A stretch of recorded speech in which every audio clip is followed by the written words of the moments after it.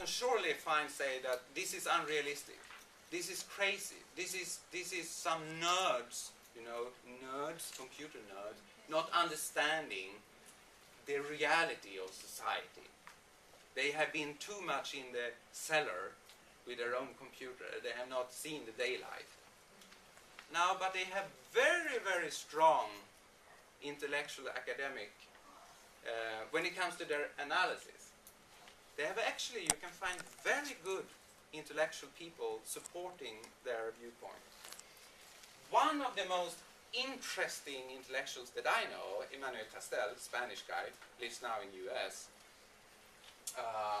has written 3 books in the 90s, 10 years ago, about the network society, the struggle and the competition over information technology, and the changes that this will bring forth when it comes to culture, values, ideology. And one of the things that he says is that the biggest ideological struggle will be information technology itself. Who controls that? Citizens or corporations? Global financial markets or civil movements, social movements?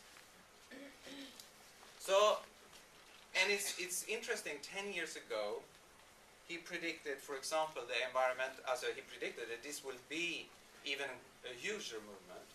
Al Gore you all know about. This is, to be honest, this is one of my idols when it comes to building public opinion, working with public opinion, using media, network theory, networking with people, using whatever media to drive his advocacy, single issue, save the world, the climate changing. A very, very good, according to me, very good community guy who knows how to deal with new media.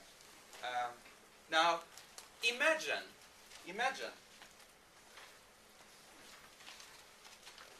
So, this environmentalism, feminism, the conflict between the Arab world and the capitalist society, these conflicts, he wrote about them pages after pages before 2001.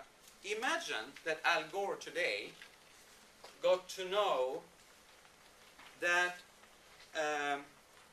the company that hosts the servers of his campaign page,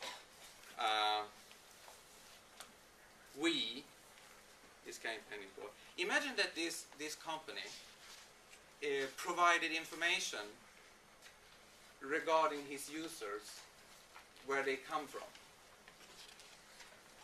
Provide the information for whom? To a company, for example, energy company, that wants to know where does the traffic to his site, where does it come from? Can we point out key bloggers that are also participating in his campaign to track them, to know what they are writing about, what they do? Now, we think that the Pirate Party is crazy, but when we put it like this, what do you say? What would you say? What would he say if he got to know that file sharing of copyright material increases public awareness? And perhaps even, like, imagine that we are dealing with some kind of catastrophe somewhere, and it turns out that file sharing of copyright material is essential to survival of people in a certain area. What would Al Gore say about file sharing? These questions have so far not been posed, but my point is that the Pirate Party's politics, if we disregard the name offline, if you think about the value conflict which could arise, it's more real than I think that most of us think about. The same with Queen Rania. imagine what would happen if YouTube gave CIA information about a user commenting on Americanson Queen Rania's blog, her channel. Imagine what would happen. So I think the value conflicts are real. They are not restricted to some nerds in the cellar. This is happening when the CIA modified Wikipedia and they tracked them down. The IP of the CIA was modifying Wikipedia and it was on the CIA. This happened and this caused a big uproar. And I think it's going to get much worse. We have not seen the last conflict in this area. On the contrary, we are going to see more and more conflict, and which will not be resolved by stronger copyright laws or stronger laws enforcing supervision of information flows. On the contrary, there will be a backlash, there will be a demand for civil rights, for privacy, and so on. And the question is, when celebrities like Al Gore, Queen Rania, and others begin to use the internet in the same way as everyday people, that's when these issues are going to get even more real than today. Not only in Sweden, in the European elections. I will try to make my point by speeding up. Now, I was going to enter into discussion about what happens when the social media, interactive media, social media, global media, what happens with the mainstream public opinion machinery. I mean, traditionally, newspapers, television, broadcasting companies use there is this easygoing expression, one-to-many approach. We have centralized information, we spread it out, here and now, and we control it, and we are proud of controlling it because it's quality. Okay? What happens with their values? What will happen, or what has already happened, with their values when social media is entering the scene? I find these, there are so many different bars, diagrams, so you drown in them. This is one of them, but I think it's so amazing. Here is the share of reach. Reach is how many internet users do you reach. So here you have CNN. Here you have Facebook.